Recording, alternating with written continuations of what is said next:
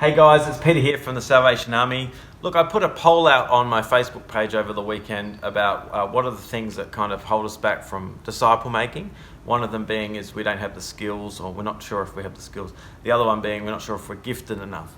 Anyway, I was not really surprised, but it came back that more people thought they didn't know how to do it. They didn't know how to do disciple making, which when we think about it, in one hand, is quite normal that that's the case, but then on the other hand, it's quite sad that it's the case, because disciple making is not that hard because it's all God's work. But disciple making has potentially been hijacked and made out to be something a lot harder than what it's meant to be. So I just wanted to share with you a few things today about what I've been taught on the walk of life that I've been on with some great mentors, and also by being a missional practitioner now for nearly 9 years, seeing that these things actually work. And it's not like it's this winning formula or anything. It's not like this is the silver bullet. It's just the reality that's always been there since the beginning of time, especially obviously since Jesus. So a couple of resources I want to share with you just quickly that's been really helpful for me. The 7 Signs of John is a really great tool. You can see on our website there's a link to 7 Signs of John, and there's even little video clips. You can go on there. This was passed on to me by the CMA Resources, through my mentor Neil Cole, and they pioneered this resource years and years ago, and we've been using it.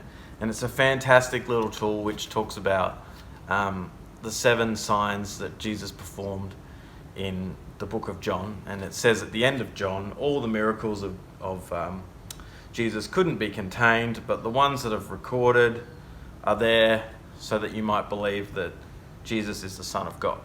So it's a little resource that you can run through. It's got 7 signs, which is turning water into wine, healing of the royal official's son, the healing of the paralytic man at the pool of Bethesda.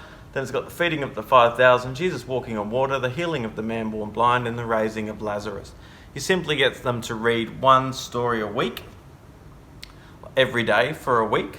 I mean, there's no real rule how to do it, but this is kind of a simple thing of doing it. Get them to read one story a day per week. So you just read turning water into wine every day for a week. That's just John 2, 1 to 12. So just that little passage of scripture. And then you just ask, or get them to ask themselves 4 simple questions. What does this say to you about Jesus? What does it say to you about people? What does this story have to say about you? And who needs to hear this story? So it's 4 simple questions. And the whole point of it is to get a greater awareness of ourselves, greater awareness of who Jesus is, greater awareness of how that story connects to our lives, and then straight away encouraging people to think about who else needs to hear this story. So right from the very first time you start to encounter someone on this spiritual journey, you're encouraging them to read the word, encouraging them to feed themselves, and you're encouraging them to apply it to their lives and pass it on to someone else. It's a very simple tool, which I totally recommend. The link for that I'll put just here right now for the Bellarine. It's on the Bellarine Salvos page. And then, of course, another great tool that I got from another mentor, Peter Reinfeld.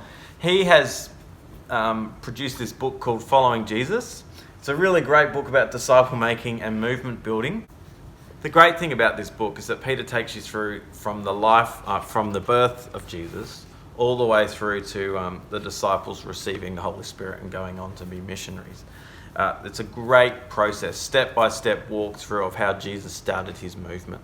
It just opens your mind to so many little things that we've missed along the way in teachings, just to show you how grounded Jesus was in the community, the ministry that he had, and just the simplicity of what he did. Actually, it's really quite simple, but profound. And so that comes to this next little point. The next little point being that this movement that we're involved in, this Jesus idea of connecting into God, is actually God's idea. It was created by God. He initiated it. He wanted us to connect into him in this way. and it's all about God's work in humanity. And so the story, the life and death of Jesus, which you can read in the Gospels, obviously Matthew, Mark, Luke, and John, and it's prophesied all the way through the Old Testament. And then, after Matthew, Mark, Luke, and John, it talks about the disciples living out this reality of the kingdom that Jesus was talking about. It's really not that complicated to grasp. In fact, I think more often than not, we've made disciple making very complicated, and you've got to have some bachelor degree to do this, which isn't a bad thing because it's actually good to study theology, and it's actually great to get an awareness of things. Study, I totally recommend it. It will broaden your mind. It will help you to be comfortable in who you are and what you believe. And sometimes you have to deconstruct everything in your brain and then you reconstruct it all again to go, right, I'm glad that I worked through that. I would encourage theological study. It's brilliant. But the sad thing about saying that you have to be theologically educated is that many people think, well, I can't do this, I'm not equipped. But the reality is that the Holy Spirit is the equipper.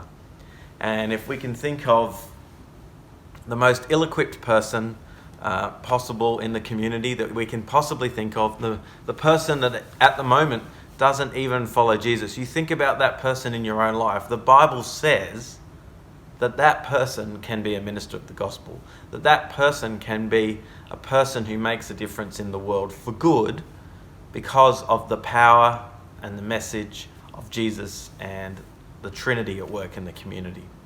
And so there's lots of examples. The life of Jesus is a big one. Another example is Luke chapter 10, where it's kind of a condensed version of what Jesus is talking about mission. But I'll save that for another video.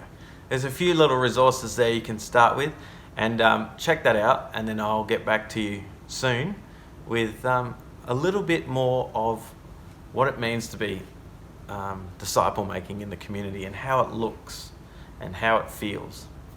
Anyway, I'm Peter from the Salvation Army.